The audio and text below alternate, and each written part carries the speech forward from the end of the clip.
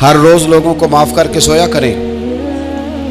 पहले तो इस तरह का कोई काम ही ना करें। एक शख्स ने जुमला कहा था, लिखा था, कमाल लिखा था। उसने कहा था कभी ऐसा कोई काम ना करना कि कोई तुम्हारी वजह से जाके रब के सामने रोना शुरू कर दे। ऐसा कोई काम ना करना कि कोई बंदा तुम्हारी शिकायतें अल्लाह रसूल को लगाए। इस तरह का कभी काम ना करे कि वो तड़प उठे और कहे अब तुम्हारा शिकवा मैंने वहीं करना है।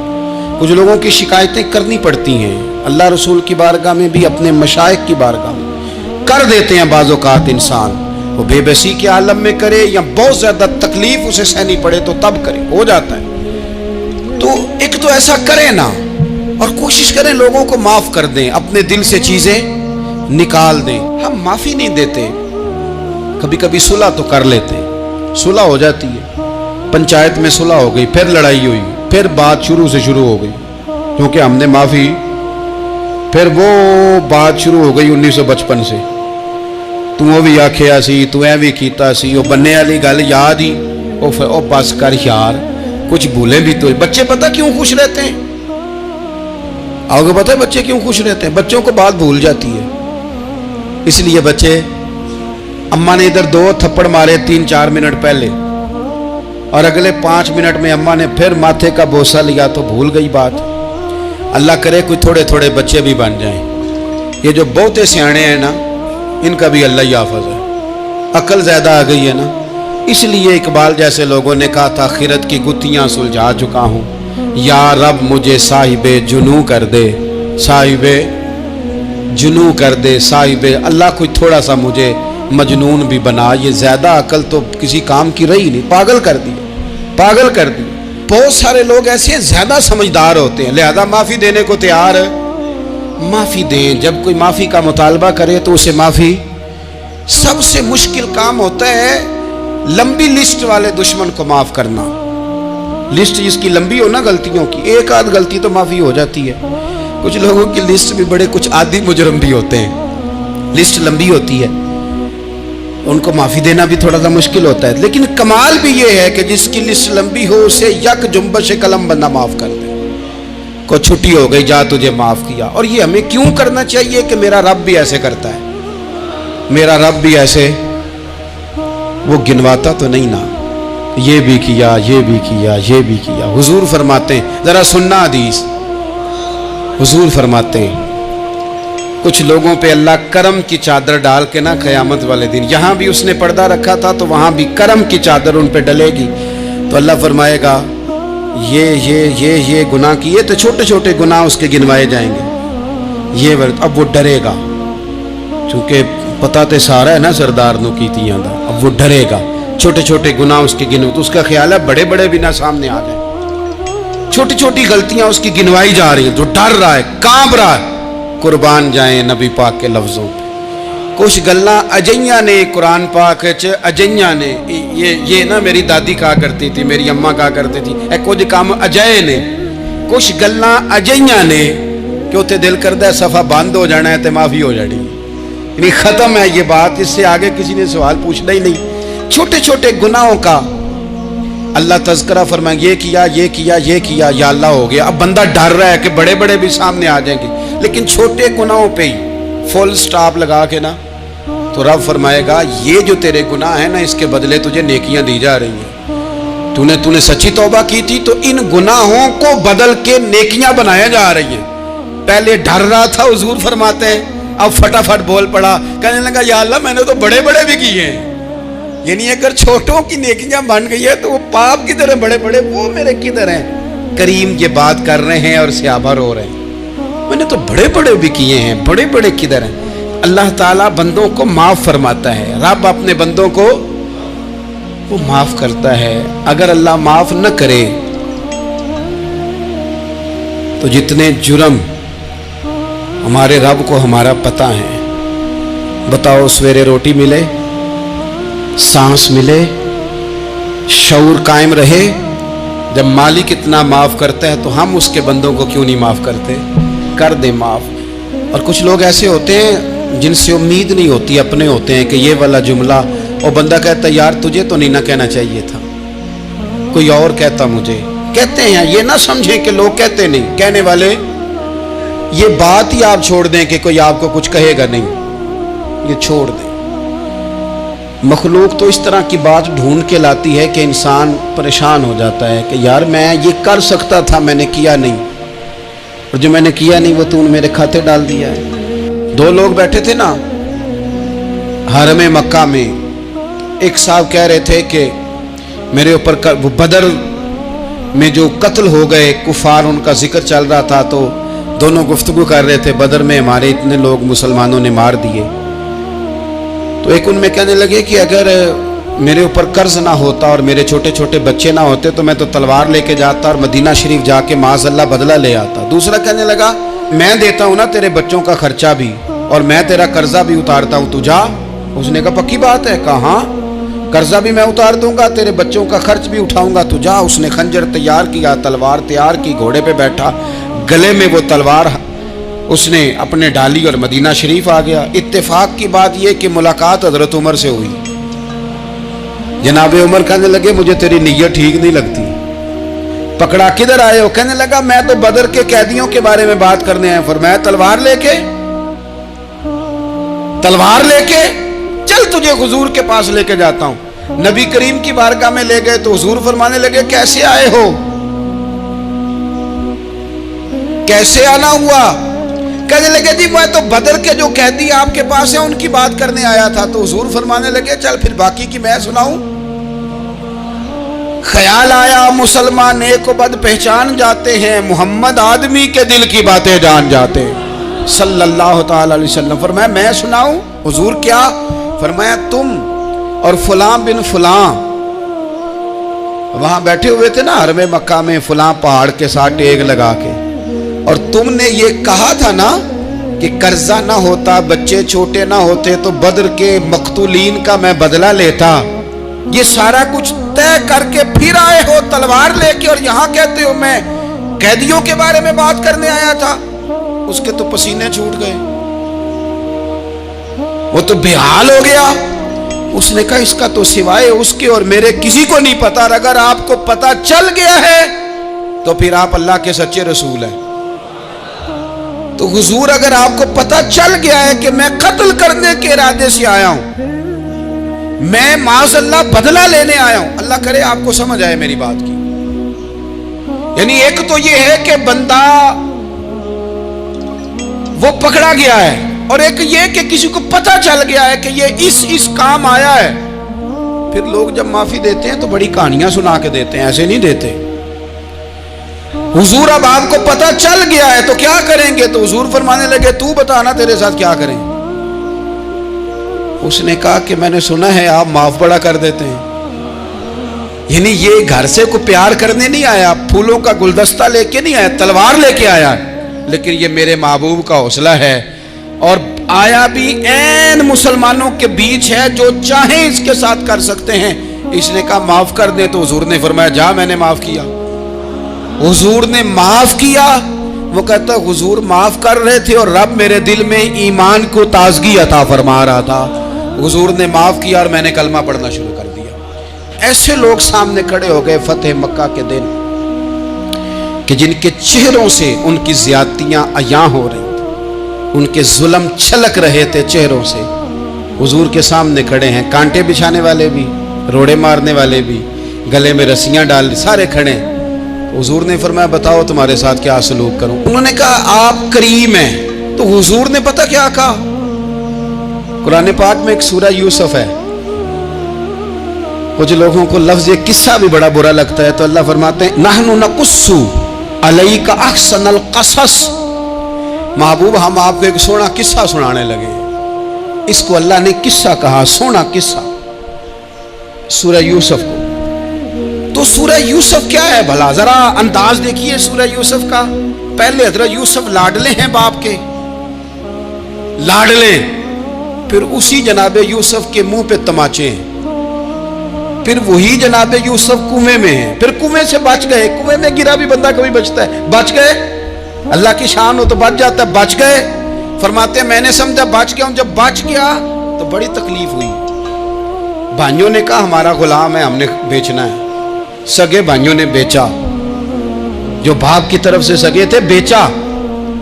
فرماتے ہیں میں بکا، اب بڑا پریشان تھا کہ یار کبھی آپ غور کریں نا کسی کا ریٹ لگ جائے. فرماتے ہیں اب بڑا پریشان تھا، اور جب میں مصر میں گیا تو میں کونے میں کھڑا ہوں اور لوگ مجھے خرید رہے ہیں. محبت میں یہ قصہ سنانا تو آسان ہے کہ بی بی اٹی لے کے آ گئی تھی، پر جو بیکرا ہے اس کا بھی تو حال دیکھو نا کیا ہے، اس کا ریٹ لگ رہا ہے. یہ بھی تو بڑی. اور جناب یوسف کہتے ہیں پھر عزیز مصر نے خرید لیا تو بادشاہ کے گھر گیا تو کچھ سکھ کا سانس آیا. یہ حضرت یوسف ہیں، یہ لاڈلے ہیں. فرماتے ہیں سکھ کا سانس لیا ہی تھا کہ جناب زلیخا نے الزام لگایا،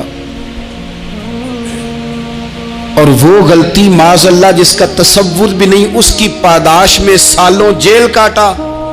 لیکن خدا کی حکمت ہے نا، اللہ کا کرم ہے نا، جس ملک کے وہ قیدی تھے رب نے اسی ملک کا حکمران بھی بنا دیا. یہ اللہ کی حکمت ہے نا، تقاضے ہیں نا. صبح کے تخت نشین شام کے مجرم ٹھہرے، ہم نے پل بھر میں نصیبوں کو بدلتے دیکھا. وہ جو چاہے جب چاہے کر دے. تو جب وہی بھائی مجبور ہو کر سوالی بن کر سامنے آئے ہیں، پتہ کیا ہوتا ہے، بندہ معاف کر دیتا ہے. بہت سارے لوگ معاف کرتے ہیں پر کہانیاں سنا کے، پتہ جے نا ادو کی آکھیا سا جے، پتہ جے نا ادو کی کیتا سا جے، پھر پتہ جے نا تسی اے بھی آندے سو. یہ ساری کہانیاں سنا کے. لیکن حضرت یوسف کے سامنے کھڑے ہو گئے. جناب یوسف نے بات چھیڑی کوئی نہیں، فرمایا تم سے بات ہی کوئی کرنی، جاؤ تمہیں سارا کچھ معاف کیا. اب جب یہ لوگ مکے والے حضور کے سامنے کھڑے، اس طرح معافی دینی چاہیے. یہ جب سامنے کھڑے ہوئے تو حضور نے فرمایا پتہ ہے تمہارے ساتھ کیا سلوک کرنے والا ہوں؟ کہا حضور نہیں. فرمایا وہی جو جناب یوسف نے بھائیوں کے ساتھ کیا تھا. پچھلا صفحہ پلٹنا ہی کوئی نہیں، جاؤ تمہیں معاف کیا، جاؤ تمہیں معاف کیا، جاؤ تمہیں معاف کیا. اور صرف معاف نہیں کیا، ساتھ عزت بھی دی. سب سے زیادہ مقابلے تو حضرت ابو سفیان نے کیے تھے نا، آخر تک وہ آئے تھے. آج وہ کلمہ پڑھ رہے ہیں، سردار ہیں، کلمہ پڑھ رہے ہیں. تو نبی پاک نے صرف معافی نہیں دی، عزت بھی دی. فرمایا جناب ابو سفیان چونکہ اب مسلمان ہو گئے ہیں، میں سب کو معاف کرتا ہوں، جو اپنا اندر سے دروازہ بند کر لے اسے بھی معاف کرتا ہوں، اور جو ابو سفیان کی حویلی میں آ جائے اسے بھی معاف کر دوں گا. تو ابو سفیان وہ کہتے ہیں میں حیران ہی ہو گیا کہ اتنی بڑی بات، معافی بھی دی اور ساتھ عزت بھی دی. تو آج جو سبق آپ کی خدمت میں نے عرض کیا ہے، اس کو آپ امید ہے یاد رکھیں گے. ایک تو یہ کہ معافی مانگ لیں. اگر کسی جگہ ہمارا معافی مانگنا اگر ہم سمجھتے ہیں، ہمارا دل ضمیر گواہی دیتا ہے کہ مجھے معافی مانگنی چاہیے، تو معافی مانگیں. اور دوسرا پھر معافی دیں بھی، اور معافی دیں، سیاسی صلح نہ کریں.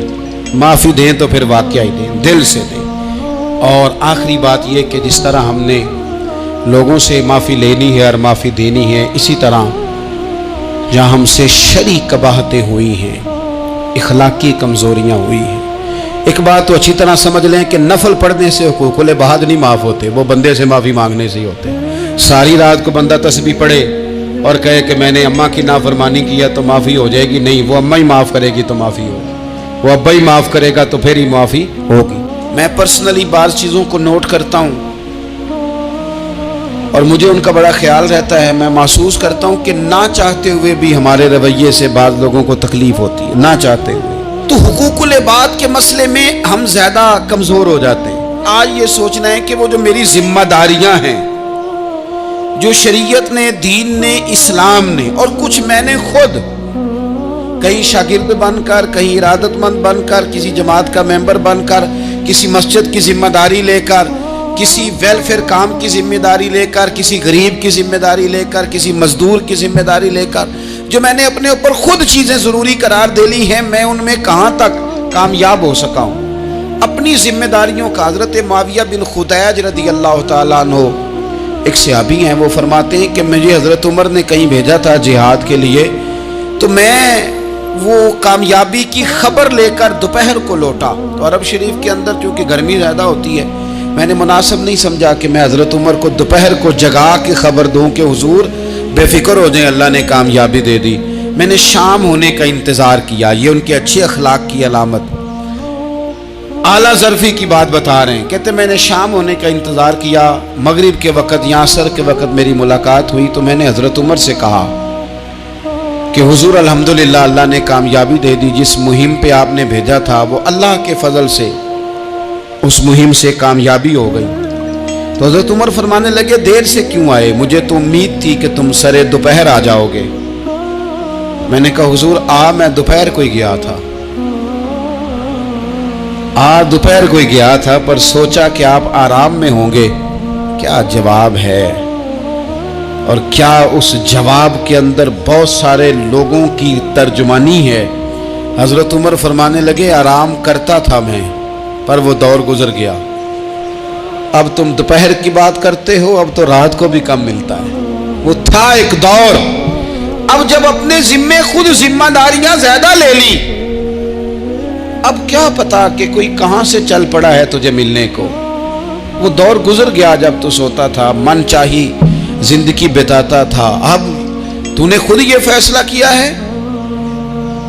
अब तो मैं भाई, तुम दोपहर की बात करते हो, मैं तो रात को भी गश्त करता हूं कि कोई जरूरतमंद तो नहीं, कोई हाजतमंद तो नहीं। तो जो हमारे जिम्मेदारियां हैं उनमें नाजुक हद तक इमाम बहकी रवायत लाए हैं। एक सहाबी थे जो हुजूर को हंसाया करते थे, हुजूर को हंसाते थे, नबी पाक को बड़े प्यारे थे। इस तरह के भी कुछ बंदे होने चाहिए, इस तरह के भी कुछ बंदे।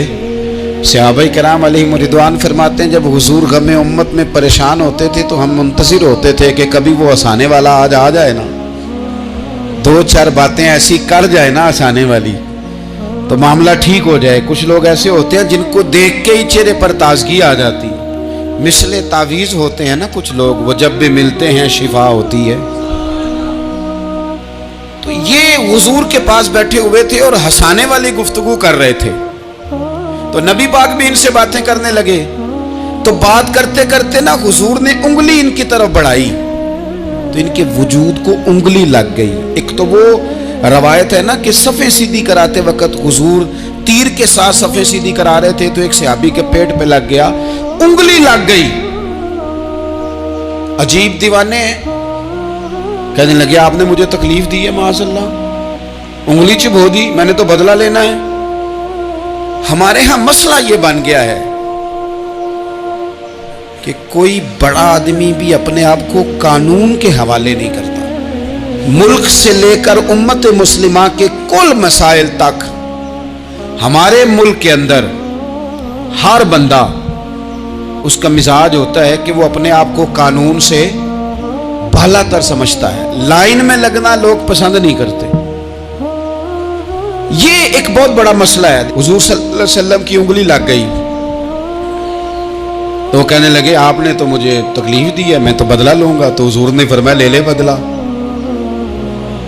अपने आप को कानून के हवाले बड़ा आदमी जब करता है तो कानून की इज्जत बढ़ती है, कानून का वकार बढ़ता है, सोसाइटी के अंदर फिर ताकतवर कानून हो जाता है। लेकिन जब गरीब आदमी के लिए कानून और हो और अमीर के लिए कानून और हो, तो असल मामला तो कानून की बालादस्ती का है, आईन की पासदारी का है, उसूलों पे खड़े होने का है। तो नबी पाक सल्लल्लाहु ताला अलैहि वसल्लम से कहा कि मैं, हुजूर ने फरमाया ले लो बदला।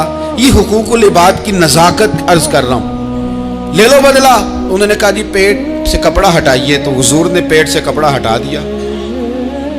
तो बड़े दीवाने आदमी थे, उन्होंने उम्मत को बताना था कि कुछ इस तरह के रंग भी होते हैं मोहब्बत करने के लिए, उल्टी ही चाल चलते हैं दीवान गाने इश्क, आंखों को बंद करते हैं दीदार के लिए।